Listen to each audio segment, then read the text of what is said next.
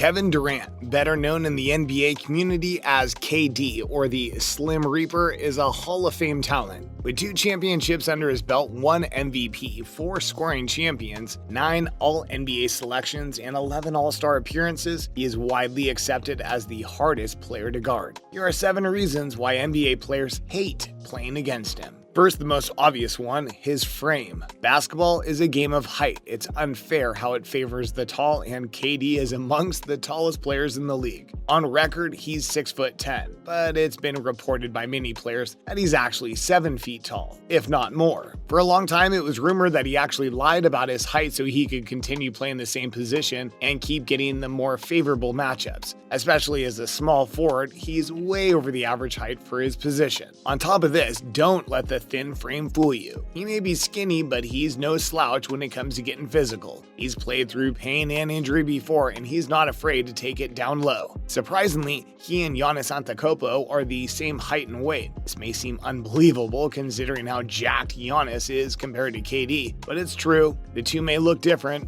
but are built the same. 2. Despite his ridiculously tall height and long frame, he manages to have the handling and agility of a guard. Typically, most guards in the NBA are the shorter players. The average height for a point guard is 6'3", and because they are lower to the ground, they're more agile and have better control of the ball. Tall players, like centers, don't typically have the same coordination as the shorter players. Not KD. He has the height of a center, but the skills and coordination of a guard. This unfair combination makes him a scoring threat. Short players can't contest his shots, but tall players can't keep up with his speed. It's an unfair conundrum that has had players scratching their head for years. You'd think that tall athletic players like LeBron and Giannis would be able to defend him, but KD has the length advantage, allowing him to shoot over his opponents. Speaking of defense, it wasn't until recently that he was a top defender in the league as well. Before he tore his Achilles, he was a well-known shot blocker. He defends the best players in each team, and thanks to his height and speed, he's able to contest every shot. Even now, he's a step behind in defense, but it's hard to believe any player can take a comfortable shot with KD guarding him. Number 3,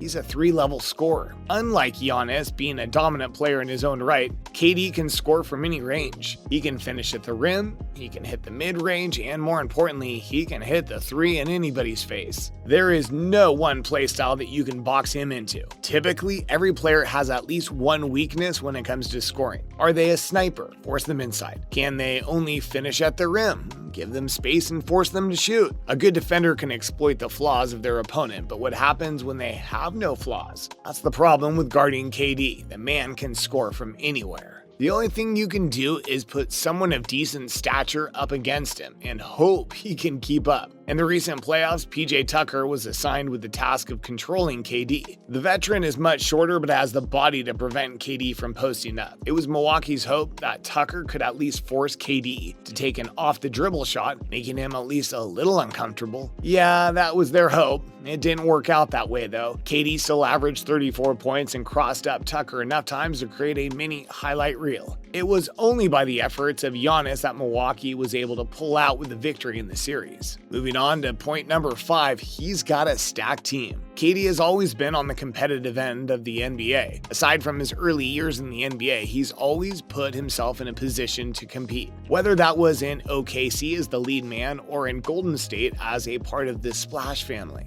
Now he's in Brooklyn with the Nets, and he's got his best friend Kyrie and former MVP James Harden on his side. There's never been a point where he's been on a mediocre team, so if a player is expected to play against KD, they're expected to play against his entire team. Basketball, after all, is a team sport. With all that being said, playing against KD can get personal for a lot of players as well. Yes, his entire body and level of skill is a cheat code.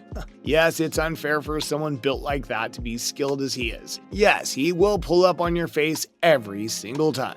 These are all true. But for players like Russell Westbrook, things can get really personal. When KD left OKC to join a 73-win team, the NBA did not react kindly to it. An MVP and 4-time scoring champ joining an already stacked team? That was unheard of, and many called it unfair. I mean, it was, but boy was it fun to watch the rest of the team squirm under the pressure. They didn't go 82-0, but only because they didn't try to. They knew they had the championship in the bag, and it was evident that they didn't need to try as hard as before. The Golden State Warriors era was something to behold. Curry and KD effortlessly blended well together and the entire system just worked. It was unfair how stacked this team was. They had 4 All-Stars and won back-to-back championships. They would have won 3 in a row if it wasn't for the plethora of injuries that plagued them in the postseason. Some say that they were the best team ever constructed, and it's hard to argue otherwise. This didn't come without cost, however. All the players on the team were stars, but because of the heavily stacked squad, they all lost some credibility. Curry, despite being a 2-time MVP and scoring champ, began to decline in the eyes of the media. Draymond Green lost his ability to shoot, and Klay Thompson took a backseat despite being a Hall of Fame shooter as well. However, KD got the worst of it. KD got slandered for every single second he spent with GS. People called him a snake and discredited his championships. KD ruined the league and his own reputation in the process, so perhaps the biggest reason players don't like playing against KD is because they don't like him in general. What's worse than getting absolutely torn apart on defense? Getting torn apart by someone you hate. 6. Trash talk. Basketball is the sport of trash talkers. I mean, every sport is, but basketball takes it to the next level. You get more interaction time with your opponent more than any other sport. You're running up and down the court with them, playing offense and defense against them. Some occasional trash talk is fine. I mean, in fact, it's encouraged. It means that you're fired up. It's the competitive edge coming out of you. One suggestion though, don't talk trash to KD. While some players can back it up, KD will make you eat your words. He'll do his own share of trash talking, but nobody's better at shutting haters up than KD. Patrick Beverley, for example, infamous scrappy guard who's known for his defense and trash talk, KD shut him down quickly in his last season with GS. Over the years, KD's infamy around the league grew, and so did his haters, and while KD was throwing some words back, nothing is louder than a dagger 3-point shot in your face. 7. It's a guaranteed loss. This is kind of a mixture of all these points culminating together, but because of KD's stacked team and the guaranteed 30 points he's about to drop on your head, it might as well be a check in the loss column, especially for the lower tier teams in the NBA, the teams without several All-Stars or MVPs. If a team has to face the Brooklyn Nets, it's hard enough, but combine the stacked team with the talents of KD, it's a wrap. The best you can do is try your best and stuff the stat sheet because that's all you can really do at that point. Get yours because KD will definitely get his and walk away with a victory. That sad reality is just a fact. Any team below the top 4 in each conference simply doesn't have the manpower or the talent to keep up with a team as stacked as KD's. The only teams that immediately come to mind that might be able to compete is a healthy Lakers team or reigning champs, the Milwaukee Bucks. With that wraps up the video. Thanks for watching. See you again next time.